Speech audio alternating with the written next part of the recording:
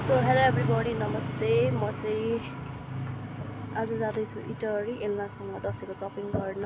So मेरो चाहिँ अहिले अलिकति काम थियो नि त अफिसमा, अनि म चाहिँ अफिसको काम सकेर अब जाँदैछु एल्नालाई लिन। So stay tuned in the video. Hello Elna. Hello Elna. हामी चाहिँ एल्नाको सपिङ गर्न आएको छौँ साथीहरू। सो गाइस अहिले चाहिँ हामी जाँदैछौँ छसे मार्केट एल्नालाई दसैँ सपिङ गर्न, एलिनाको दसैँ सपिङ गर्न। अहिले चाहिँ हामी जनता गलीमा छौँ होइन साथीहरू। अब चाहिँ हामी जाँदैछौँ छसे मार्केट सपिङ गर्न। हाम्रो चाहिँ एकैछिनमा छसे मार्केट जाने प्लान फ्लप भयो। अब चाहिँ हामी जाँदैछौँ, कहाँ जाँदैछौँ मेलमा? फ्यामिली कलेक्सन जाँदैछौँ। अब चाहिँ हामी एकैछिनमा प्लान चेन्ज गरेर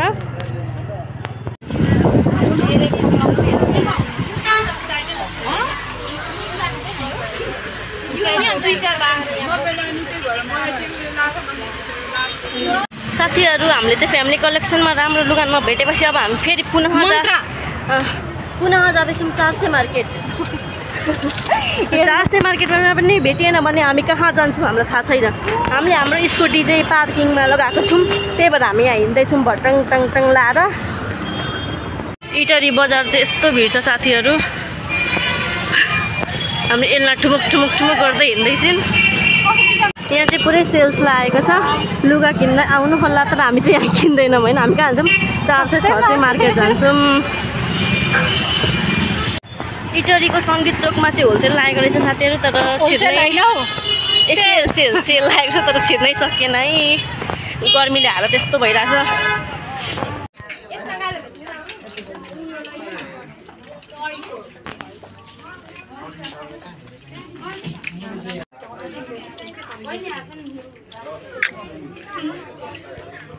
मिस पसिना दसैँ सपिङ कस्तो हुँदैछ?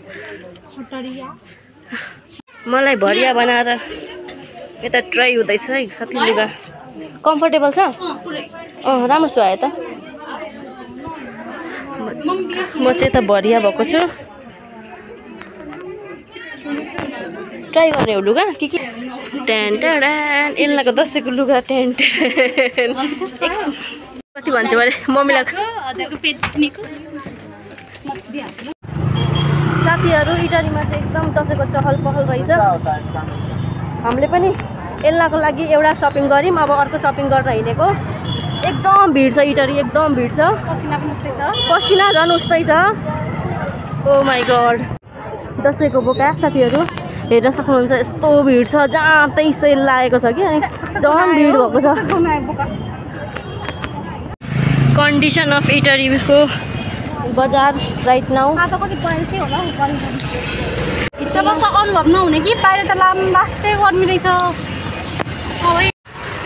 सो अहिले चाहिँ हामी आएको छौँ मन्त्रा। यहाँ चाहिँ 2000सम्मको आउटफिट पाउँछ अरे साथीहरू।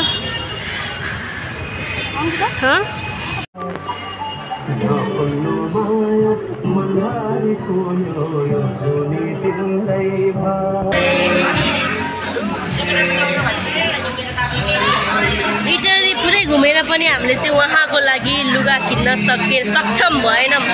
हामी चाहिँ थकान भएर अब चिसो खान्छौँ अनि फेरि हामी जान्छौँ कहाँ? जुम्कातर्फ।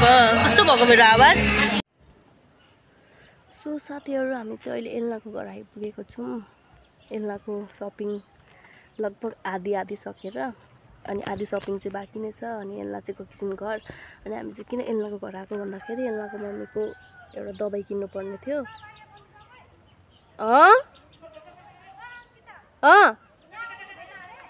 ढिलो भइसक्यो भन न। अनि एल्नाको मम्मीलाई दबाई दिनु थियो, अनि त्यही भएर हामी आएको थियौँ यहाँ। अब चाहिँ हामी सरर जान्छौँ फेरि झुम्कातर्फ। त्योभन्दा अगाडि हामी खाजा पनि खान्छौँ होला होइन साथीहरू। अनि इनको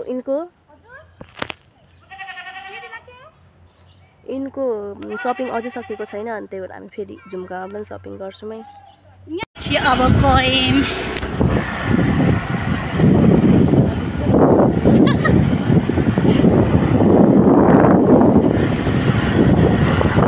मेरो आजको ड्राइभर कुदाउँदै हुनुहुन्छ। ए एउटा खतरा यो पार्नु पर्यो म पनि के भन त स्कुलबाट चढेर बनाउँछ नि भिडियो भन कि त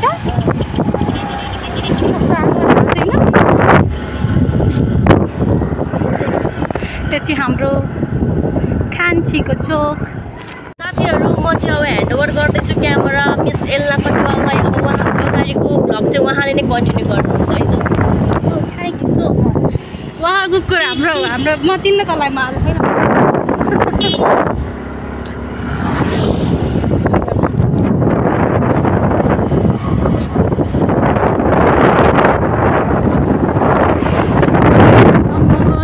स्पिड आएको थाली। सो गाइज सपिङ सकेर अनि मेरो घरमा आएर अब चाहिँ हामी जाँदैछौँ मामा घर। पर्स बोकेर एल्लाको पर्स बोकेर जाँदैछौँ मामा घर। अनि अब हामी मामा घरमा गएर यसो हल्का फुल्का काम गरेर नहर राउन्ड हाल्न जान्छौँ।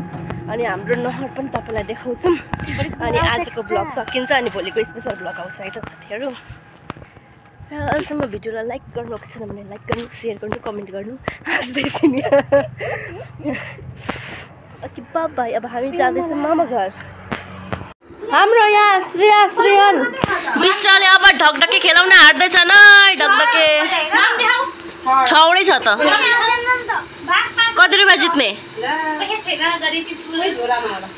ल ल ल छिटोमा 5 रुपियाँ बोट हालिहाल्छु। केही हुँदैन, एउटा नहुँदा छोड्दैन।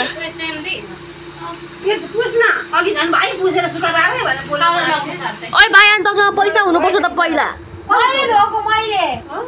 श्रेयन सुन न, पैसा हुनुपर्छ त पहिला।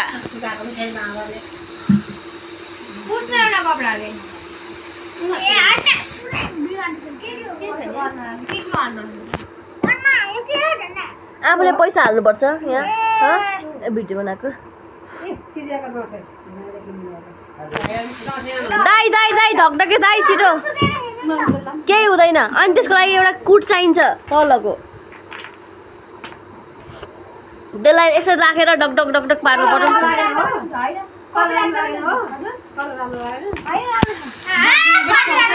मेरो पनि हाल्दिनु न। पोल्टे भरतिर हुँदैन यसमा।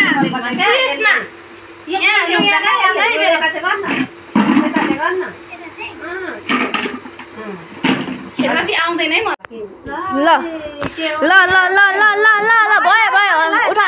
पैसा फेरि ल्याउनु पर्यो नि त अहिले पछि। उठा न उठा उठा। दिनलाई पैसा दिनु। अहिले खेलाउने वाला हो। हाम्रो दिदीले पैसा दिनुपर्छ नि त। ल त हिसाब गर ल। छोड त हिसाब गर ल। कुनमा कति पैसा? यो बाबा चाहिँ होला हो। मलाई किन यसमा 50 लागिरहेछ है।